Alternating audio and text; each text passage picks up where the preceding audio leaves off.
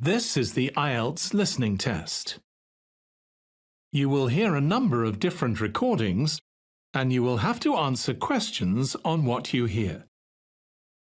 There will be time for you to read the instructions and questions, and you will have a chance to check your work. All the recordings will be played once only. The test is in 4 parts. At the end of the test, you will be given 10 minutes to transfer your answers to the answer sheet.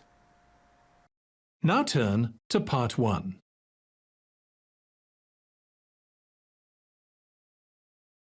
Part 1.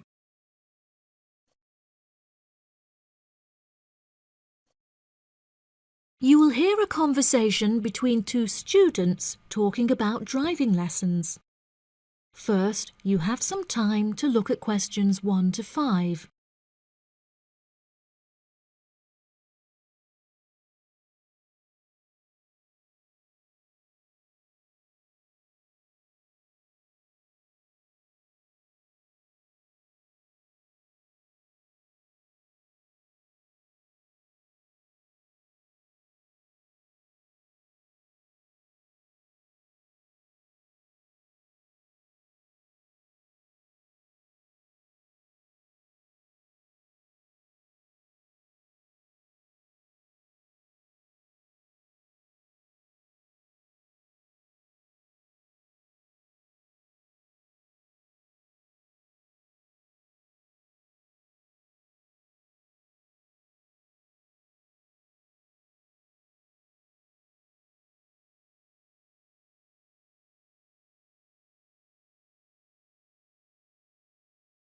Now we shall begin.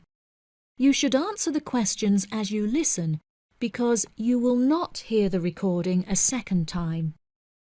Listen carefully and answer questions 1 to 5. Hi, Zach. I heard you passed your driving test. Congratulations. Thanks, Olivia. I passed just last week. It feels great to be independent and driving on my own. I really want to take driving lessons, but I haven't been able to find a driving school that will give lessons during the weekends, so that I don't have to miss any classes at college. The driving school that I used was brilliant and really flexible with their teaching hours. It's really close to the school. The address is 67 Kings Road. That's 67 King '(S) Road. Oh, that's perfect. I don't like the idea of driving around busy streets. Did your teacher make you drive in urban areas, or did he mainly teach you on roads in the countryside? My teacher said that I had to learn on both in order to become a good and experienced driver. We would start in the city centre and then drive north above the city. He sounds like a good teacher. Would you mind giving me his contact details so I can ask him for lessons? Of course. My mother's friend Daniel Smith referred me to him. His name is Alan Sutcliffe. Could you spell the surname, please? Sutcliffe.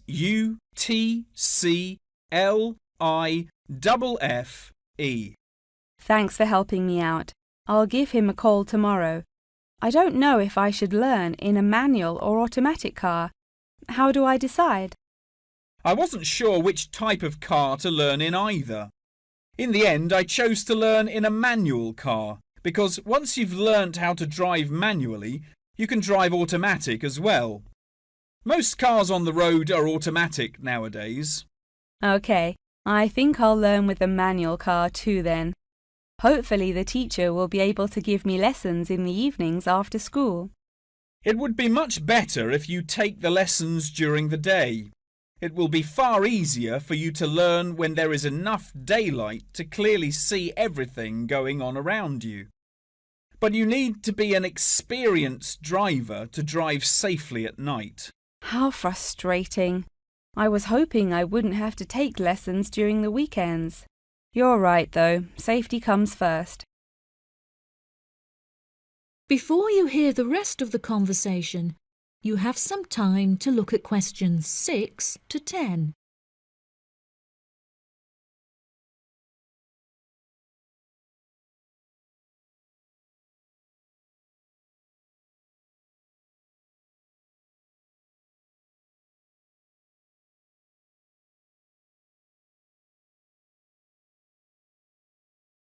Now listen and answer questions 6 to 10. Speaking of safety, you should wait until summer to start learning. It's really difficult and dangerous to drive in the wind and rain as a learner, so you should definitely wait until the weather is sunny and dry. OK, that's perfect actually. It will give me some time to save up some money to pay for the lessons. Tell me about it. I had to work for months before I had enough money saved up. It was worth all the work when I finally got my driving licence, though. The whole process is so expensive. How much did it cost you in the end? Well, each half-hour lesson cost $30, and then the final test cost $50.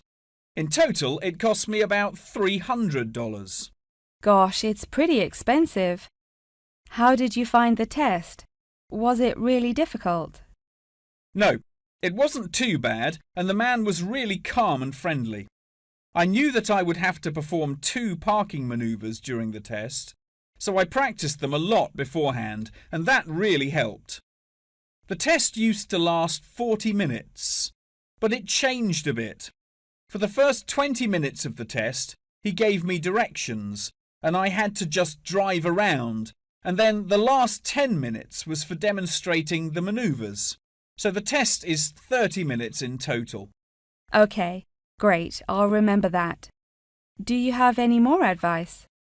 It's really good to practice driving a lot outside of driving lessons as well.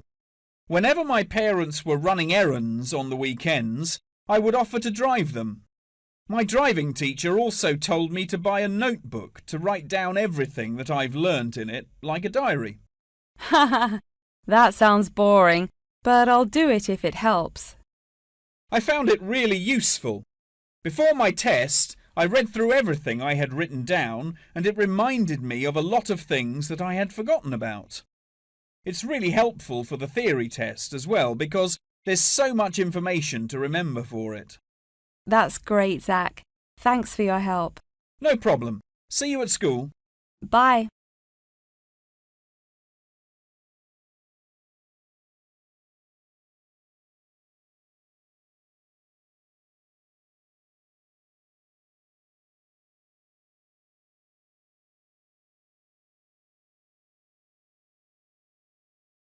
That is the end of part 1. You now have 1 minute to check your answers to part 1.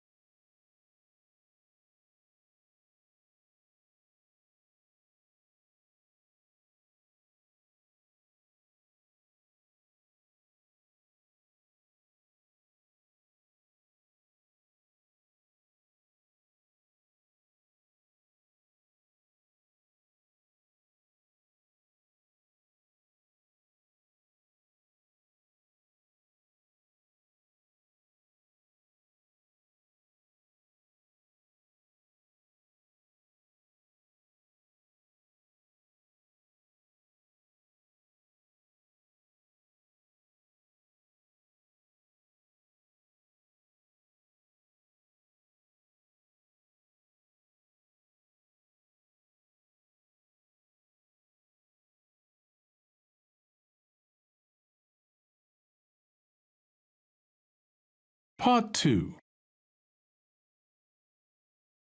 You will hear part of a talk about Mount Rushmore given by a tour guide. First, you have some time to look at questions 11 to 15.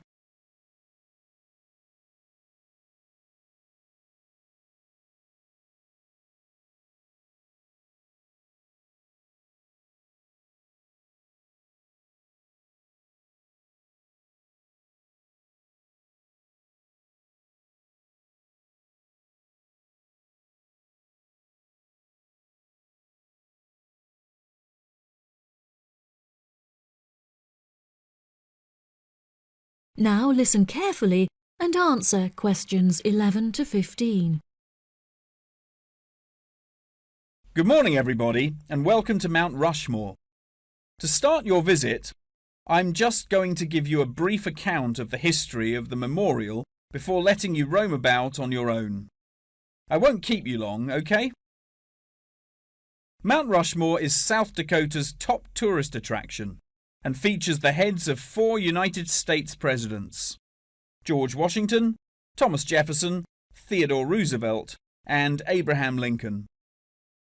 Each head is 18 meters tall, which is taller than the heights of 11 people combined. The sculptor initially wanted to depict the presidents from head to waist, but due to a lack of funding, the construction had to stop before this vision could be realized. In total, it cost the government $1 million to sculpt the heads at Mount Rushmore. Before the construction of the presidents' heads, the mountain was just bare rock and forest, attracting only a few hikers a year. The new carving at Mount Rushmore has become an iconic symbol of presidential greatness and has appeared in works of fiction and other popular works. The sculpture has also worked perfectly as a way to develop tourism, which was its intended purpose, and now attracts over 2 million people a year. The original plan was to carve the presidents' faces into the granite pillars known as the Needles.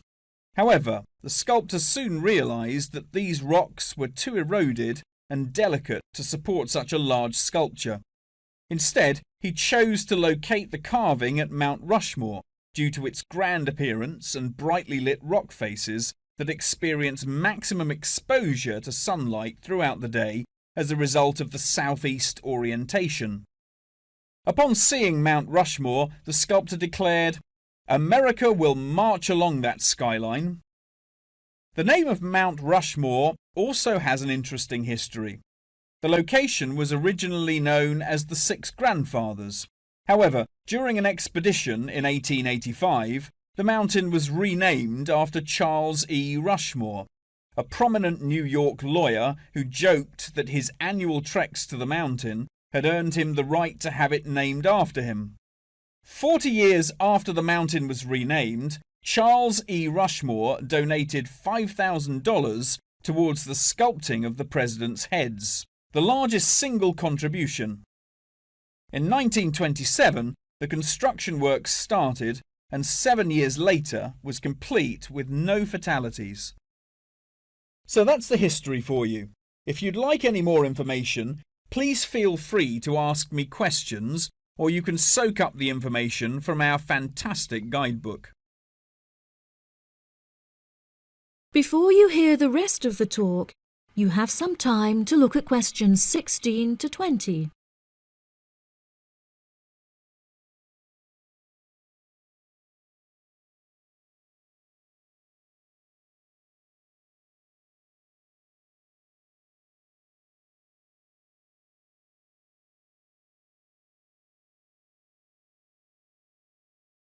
Now listen and answer questions 16 to 20. Now I'm going to give you a plan of the site, and I'd just like to point out where everything is so that you can explore everything for yourself. We're currently standing at the entrance, which is marked with the arrow on the map. If you follow the trail up to our left, you will find the information centre. There's a great photo booth there where you can have your photograph taken with Mount Rushmore in the background for a fee of only $10. What a great souvenir! In front of us is the refreshment centre, where you can help yourselves to coffee, locally grown tea, and a delicious selection of cold drinks and biscuits. Be sure to stay hydrated as it can get really hot up here. To our right, not far up the trail, is the gift shop. Here we sell copies of the guidebook, and it's also the perfect place to pick up some small souvenirs for yourself, your family and friends. Now, further up the trail, behind the gift shop, is a big stone building with a workshop. This is where all of our souvenirs are made by hand, which you can purchase in the gift shop, like I said before.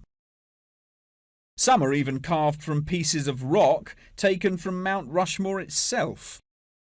If you carry on walking up the trail past the workshop, you'll find our state-of-the-art visitor centre, where you can find maps of the walking trails here at Mount Rushmore.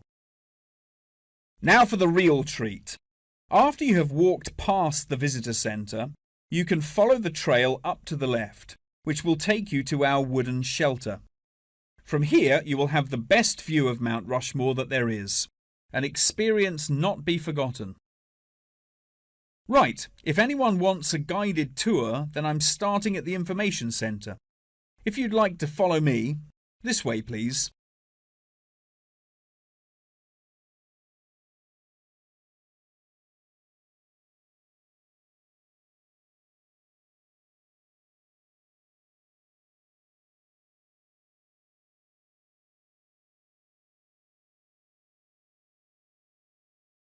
That is the end of part 2. You now have 30 seconds to check your answers to part 2.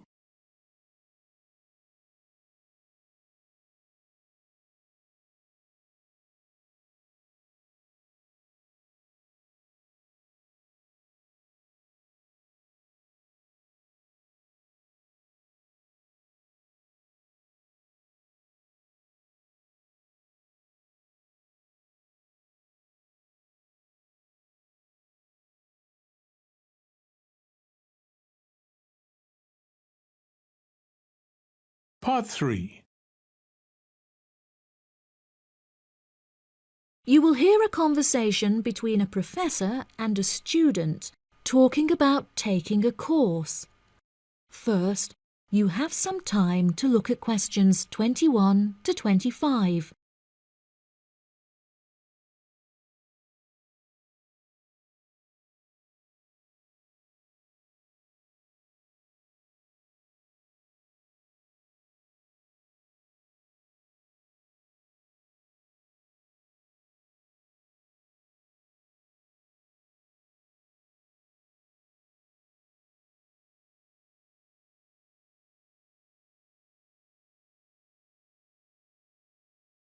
Now listen carefully and answer questions 21 to 25. Excuse me, Dr. Twain. May I speak with you for a minute? Of course, please come in. I'm Charlotte York. I'm considering taking your course in tourism. Right. Well, Charlotte, how can I help you? I have been considering studying tourism. However, it is such an important decision that I would like to seek some advice about it first. Would you mind answering some of my questions? Absolutely. Fire away. Well, I have been discussing courses with my parents, and they are concerned that I will not be able to get a well-paid job with a degree in tourism. The reason that I want to study the course is that I have a great interest in the subject, and I think I would really enjoy it. I believe the only way that I will enjoy my life is if I enjoy my career. Happiness is far more important than money, don't you think? Absolutely. I would much rather be happy and poor rather than rich and miserable. Money cannot buy you happiness. I'm glad you agree. You needn't worry about money, Charlotte. A large part of the tourism course is dedicated to teaching students how to manage finances, a skill that you can apply to your everyday life as well. I would also recommend that you take a sideline course in time management, as this can be incredibly useful in efficiently planning your workload. Efficiency is the key to success. I'll remember that. Now, I have found that some students have natural talents that really help them to succeed in the course. Communication skills, for example, can be very beneficial. Do you have any strengths? Maths was always my favourite subject at school, so I really enjoy solving mathematical problems. However, I find statistics quite difficult.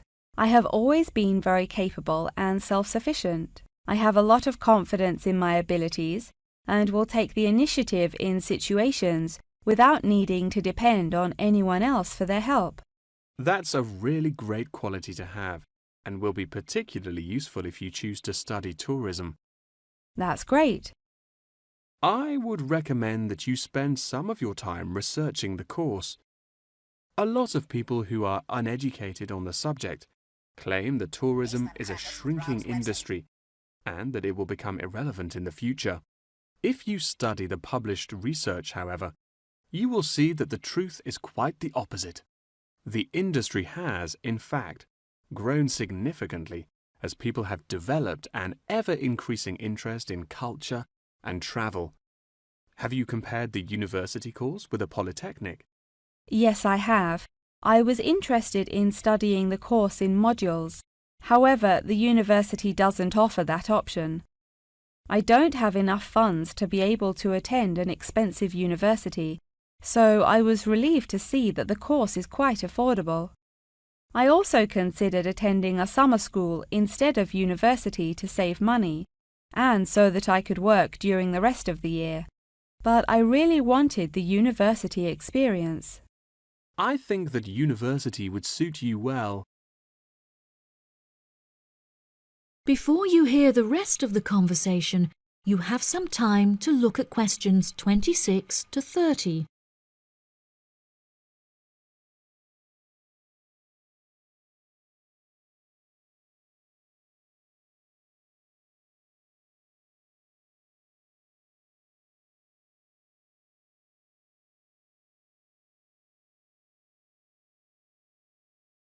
Now listen and answer questions 26 to 30. Now, what about the courses? Are you interested in any of the other subjects on offer? I have looked at a few. I was interested in travel and business as it sounds similar to tourism. That is really worth learning. However, be aware that it is difficult and will demand a lot of your time. Okay, that's good to know. You might find that Japanese is an interesting course and it will teach you valuable skills in speaking the language. Personally, it's not bad and could be of some help, but not that much. Okay, Japanese. Got that. What about medical care? Well, if you have time, the course will teach you a lot about curing diseases and illnesses or dealing with injuries outside, although it's not essential. So, okay, if it's useful, I'll take it. If you enjoy using technology and are worried about fulfilling the entry requirements, computing is very relaxed about the skills that applicants must possess. I'm terrible with computers, so I'm not sure that I would enjoy that course. How about public relations? Yes, I would recommend that course. It would be related to entering the tourism industry, as it will educate you on how to approach clients and develop associations with them. That's great. Thank you so much for your help.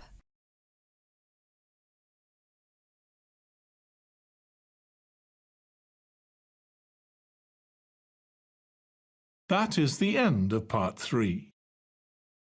You now have 30 seconds to check your answers to part 3.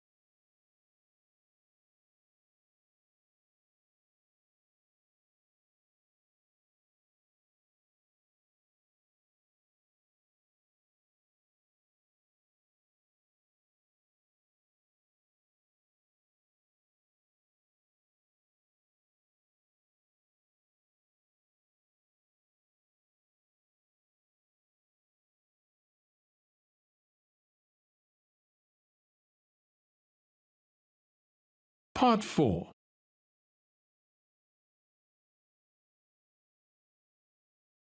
You will hear a talk about the practice of company outsourcing. First, you have some time to look at questions 31 to 40.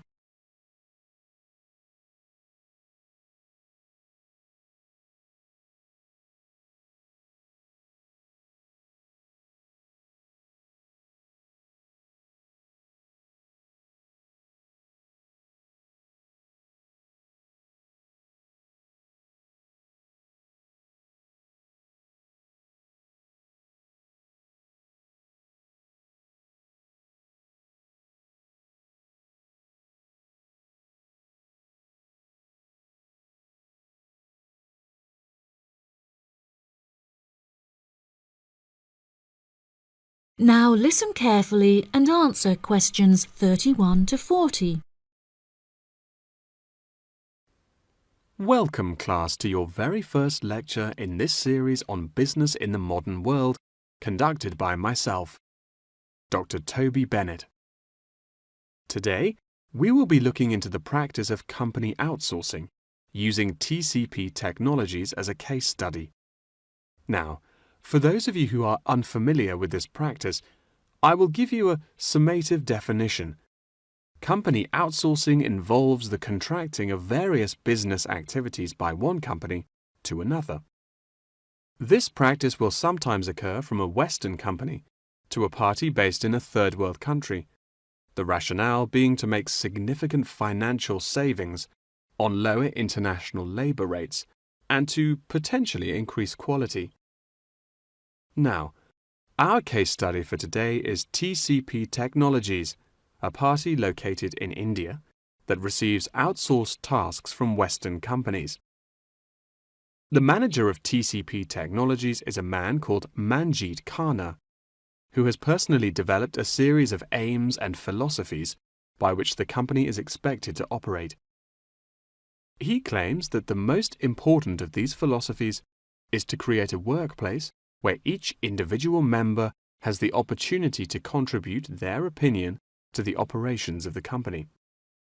That is to say, that he found it important to develop a democratic environment. As a means of ensuring quality from every individual at TCP Technologies, a grading system has been developed that encourages an ethos of hard work and recognizes accomplishment. This grading of individuals is based upon a series of factors such as turnover, hours worked, and efficiency. Every month, Khanna publishes the grades on an internal website, where staff can access not only their own grades, but also compare it to others. A spirit of playful competitiveness has developed through this method, which has resulted in increased efficiency and turnover across the company. Khanna also saw it as essential to develop a culturally diverse group of employees as a means of presenting a multifaceted image that would appeal to a host of potential employees from across the globe. This cultural openness has not only increased the quantity of incoming contracted opportunities by 7%, but has also benefited the company itself significantly. A level of transparency now exists that had not before been apparent. According to questionnaires carried out recently, these newly introduced measures have significantly increased the rate of staff satisfaction, which has subsequently led to an increase of 32% in the company's income. These figures are truly admirable and serve as a testament to the measures that Khanna has introduced to the workplace at TCP Technologies. In a recent interview published by The Economist, he declared, "The figures speak for themselves. My system works." When asked if he had any advice for companies on methods they could employ to streamline workflow and increase turnover, he replied, "It's simple, really. A company must see itself not as one entity comprised of nameless components, but instead as a living organism composed of cells, each one essential to the functioning of the whole. I suggest that the motto by which your management operates will be employee first."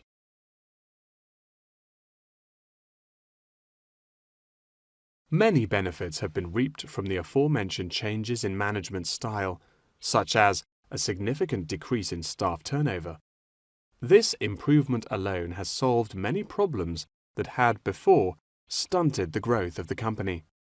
A lot of these improvements came from the realization that the solution does not have to be produced internally, but can come from any other company. The grading system also immeasurably enhanced the dynamics of the company. The fact that this measuring system is solely produced for staff members and inaccessible by management means that it cannot be used as a judging criterion for promotion. It has proven itself a relaxed and informal means of stimulating workflow. When asked about specific features of his managing style, Khanna mentioned that it is important for him to respond personally to any complaints filed by staff members. Having found the existing complaints process slow and ineffective, He introduced a new online system that created a direct line of communication between Kana and all employees of the company. The complaint form, dubbed by Kana as a ticket, eradicates the middleman, is easily accessible to all employees online, and has an interface that can be instinctively navigated. Any staff-related complaint, such as those relating to air conditioning and food quality, can be submitted directly to Kana via this online system. Entitlement to vacation is also a popular issue discussed through this forum.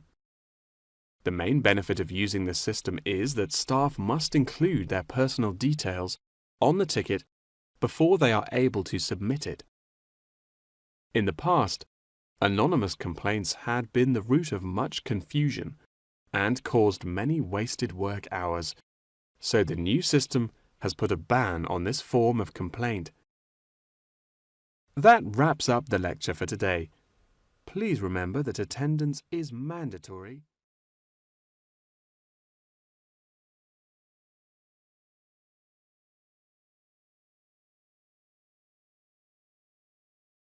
That is the end of Part 4. You now have 1 minute to check your answers to Part 4. That is the end of the listening test. In the IELTS test, you would now have 10 minutes to transfer your answers to the answer sheet.